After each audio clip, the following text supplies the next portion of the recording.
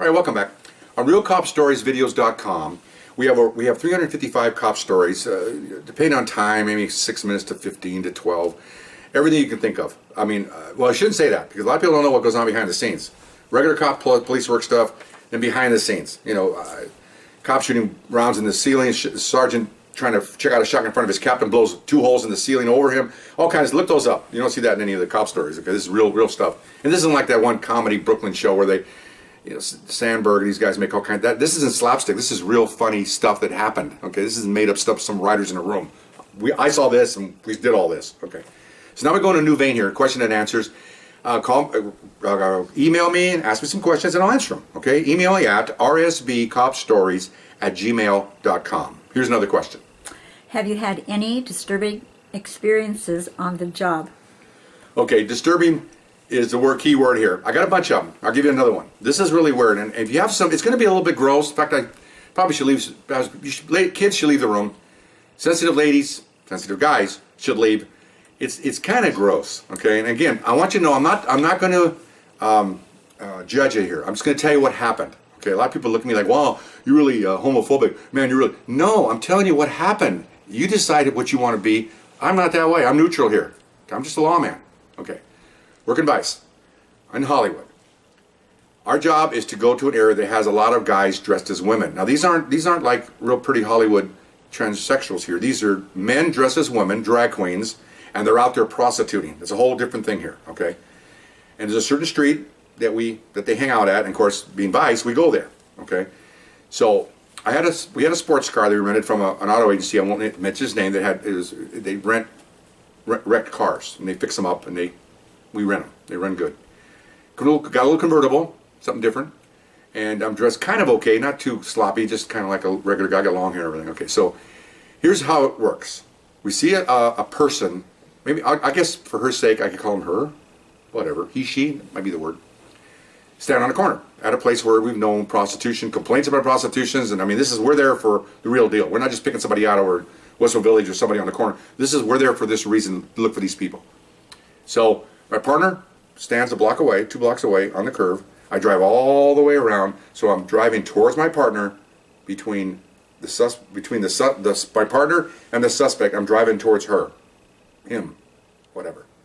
Okay, and what we always do is we pick it up, gets in the car, and I got about 2 blocks to get a violation for sex, and then I pull to the curb, we grab it. Okay, that's how it's usually done. Ideally, it's done that way. Ideally. Things start off like this, and they get like this. Okay. So, she gets into the car. She's tall. She's tall as me, but she's got high heels on. Hair's up. You know, boobs, everything. You know, looking really good. Looking fine on a Saturday night. Gets in the convertible, and as soon as she gets in, man, she grabbed my crotch. You know, are you a cop? Are you? Oh, hey, well, wait a minute. You know, tries to kiss me. No, not here. You know, I can imagine what's on those lips. Whew. Anyway, so the old joke is, whoa, I've seen it. Last time I said lips like that, it was a fish hook in it. But up. Anyway, so it gets in the car. We're driving down, and I see my partner over there, and he's trying to hide behind a pole. But he's kind of looking. Okay, he's on the corner. So she says, "Oh, go over here." She wants to make a turn right. Well, she already gave me a violation, so I'm trying to head to my partner. I'm only about 100 feet away. I want to go straight. He's across the intersection. No, go over here. She grabs the wheel, okay, to go right. And about that time, I said, she ain't getting out of I'm not getting out of my partner's sight. So he grabs the wheel and starts to turn. And my partner sees it. I see my partner. He starts running towards us. I slam on the brakes and pop the gear in neutral because it's a stick shift. She sees my partner running. 2 and 2 is 4. These are vice. So she bails out of the car. Well, I can't. I'm trying to get out of the car, you know. I see my partner flying across the hood because she's running up. I think it was Highland. She's running that way, and she's running. Shoes are coming off. You know, the hair is kind of flapping back like, what's that, Marge, the Simpsons? That's what it looks like. She's running. It's kind of like this. You know, the whole beehive is flying here. She's running, and of course she's yelling, rape, how, rape. And that's what they do, so that people help them. Okay. So he's running behind, yelling, you know, vice squad, and I'm jumping out. The car's rolling backwards because I'm kind of busy trying to back up my partner. So luckily the wheels were turned. So what did it do? It just kind of hit the curve lightly and is sitting there, you know, idling. Anybody could have gone in and took off. Oh well, not my problem. Anyway, so she runs maybe, I don't know, 30 yards, 20 yards. I mean, kind of far until I see him tackle her. Down she goes. Okay. And he's on top of her, and she's big. So she's screaming, and I get there a couple seconds later, and she's yelling and rape, and we're trying to put him down. People are stopping, going, leave her alone, leave her alone. You know, where have ice, where have ice? Oh yeah, let's see some ID. And we're like, I'm kind of effing busy. You know, so we get the cuffs on her, and they're all going, come on, we're going to call the cops. And then we both throw our badges up. Get out of here. You know, get out of here. So as we get her cuffed and we put the badges up, we look up, and here's 2 motor cops sitting like 5 feet from us. They're just like this. Let's drive their motorcycles.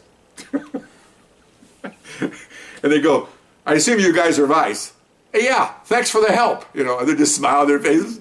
And they go, well, you don't do this anymore. So you didn't help us anyway. I'm already pissed off at them. They get in the car, they drive away. That's not their job. They're traffic. They write tickets, okay? But they saw this, and they probably just got off their bikes to see if, probably saw him as he took her down. I think they would have jumped in if there'd been a big fight. We had her under control, if you call it that. Okay, fine. So I run back because I see my car's in there. Oh, shoot. You know, I know it wasn't where I left it. It's about 40 feet this way. So I run back to my car, and, oh, good, nobody took it. Put in gear, I take off. We throw her in the back, literally threw her in the back. She's screaming and everything else. Not a back, you know, those little convertibles don't have a back seat. Well, we made this back seat. Threw her in the back. Partner's half sitting on her, half not. We're going about 20 miles an hour back to the station because nobody's seatbelted. She's screaming. We're trying to keep her in the car. Otherwise, our luck, she'll pop right out of the car like a cork, and we'll never find her, you know. So we get in there. So we call our supervisor. He comes down, and a really good one.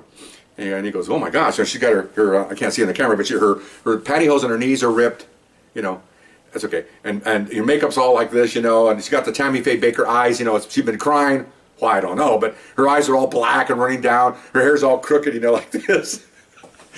Her bra, she looks like, I call this a 67 Volkswagen, one up and one down. You know, her boobs are like this. And so she's a mess, okay, sweaty, you know, she got like a light brown, like a khaki colored, you know, darker colored skirt, you know, and in the crotch it's all sweaty. You know, and then she got a top white blouse, you know, and of course the boobs are like this, and then the pits are all sweaty because it's a man, okay? So men sweat like that. You know, I'm not the women don't sweat, but I think women perspire and men sweat. Okay. Anyway, so my mom always told me that when I was God bless your mom. So anyway, so he said, book her? Okay, fine. So and he said, should we get her for battery on you guys? No. She just resists. It's not a big deal. Okay, fine. So we're gonna book her for prostitution.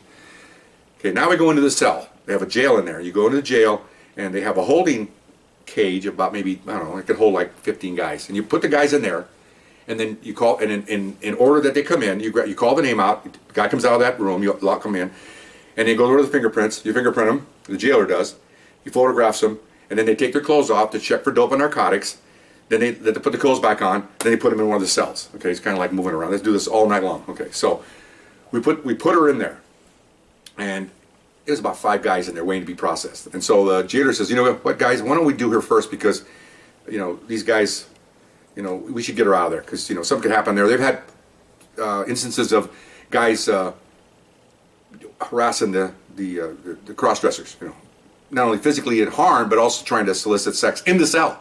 Okay, so they this is before. Nowadays they have separate cells for everybody. In those days, all men went into the men's cell. They didn't care in those days. This is the 70s. Okay, fine. No, actually it was the 80s. I had the second vice chair. But anyway, so we'll do her first. Okay, so they asked the other guys, mind if we do her first? Oh no, go ahead. And they're all like, yeah. They're all excited. They don't know it's a guy. They think it's a girl. They have no idea. There's like 6 of them in there. Okay, so we bring her. How you doing, ma'am? Now my cop humor comes out. Now she's a female, just because these guys are watching. Come on, ma'am. Come on. Of course, she's happy. Call me a woman, because they like that. It's ego, you know. Okay, because how many times on an off track where I've stopped at a drag queen? What's your name? My name is, you know, Madonna. What's your real name? It's Bill. Okay. Because it's a made-up sounding voice so they can do their female thing. Again, I'm not judging. I'm just telling you what they do. Okay. What you call them on? My name's Fred. You know, I have a lower voice than I do. Okay, that's fine. Okay, whatever. So come on, ma'am. Okay, thank you. So they're thinking, oh my God, it's a woman. Come on over here. Okay, we're gonna take your clothes off and skin search you, and then we're going to fingerprint and photograph you. Okay, fine. Go ahead and take your hair off. You're gonna put it in the bag. Okay, take your top off. It's got a bra, like 38Ds or something, and then take your skirt off. Got a girdle on. These guys are like, there's a plexiglass with holes in it, you know. And they're like, oh my gosh, they're letting her strip in front of us. This is great. I go, yeah, it's no big deal. It's a new policy now. I'm rubbing it in, man. I'm just telling them it's okay now. New policy doesn't really matter, you know. Wow, that's great. All right. Their eyes are just all fixed on this, man. They're so excited. Okay, so then, okay, take your bra off. Takes her bra off. Well, she has he has implants. Okay, so he's got like 36, righteous, not just pushed up, but righteous breasts. And they're like, all right, I go, yeah, look, this is cool. So, okay, fine. Take your girdle off. Okay, fine. Take your girdle off. Okay, I got panties on. Okay, now let me back up. Anybody sensitive right now, please leave the room. Okay, I'll give you about 5 seconds. After that, you're on your own. Time's up. Okay, anyway, so now here comes the time to fish or cut bait. I said, okay, take your panties off. And these guys are going insane. They're whooping and hollering, they're having a good old time. Okay, off come her panties. And you can see a little V, and there's hair in it. Okay, and they're like, oh my God, they get quieter now because they're just in awe. They're looking at a naked woman inside the police station. Oh my gosh, All right, untie it. And they look, they stop. He has a string running around his waist. Unties the string, lets it go, and the penis falls out from between his legs. Because what he did was he tied the end, pulled it up, and then cinched it up and tied it up. So it looks like he has a vagina, although there's no vagina. It's just his pubic hair and then just a space above his penis. Okay. So out comes this, salami, and now they got two of them over there throwing up in the back of the booth. I said, yeah, look at this, and oh my God, now look at that door. There's nobody looking at that door, man. They're all looking away. Guys are puking. They did it, man. So I'm standing with my partner going, I wish I had a camera. Look at this. Breasts, a penis. Man, we're in Sodom and gonorrhea here, So everybody's laughing. They go, yeah, we are, aren't we? Look at this. This is crazy. Oh, well. So we just, all right, get your clothes on. And we redressed it and then took his picture and we took a real picture, not of his makeup picture, a regular photo of without his stuff on. And pardon my allergies. And, put him in the finished cell. And that was it. Just a strange thing to see that. Picture that in your mind. Breasts, righteous breasts. Most of the time you get, on a side note, you get the guys that are smaller, they haven't had implants, so what they'll do is they'll get a bra, and they have some little man boobs, and they'll push them like this, so you have cleavage, and it looks like they have like, a B cup, and it's just their chest. That's just fake stuff. This wasn't fake, this was righteous, okay? So that was pretty good. And could laugh about that. The janitor's laughing, he thought it was hilarious, because we edged these guys on that, our department allows females to be strip searched in front of males. All good stuff, okay?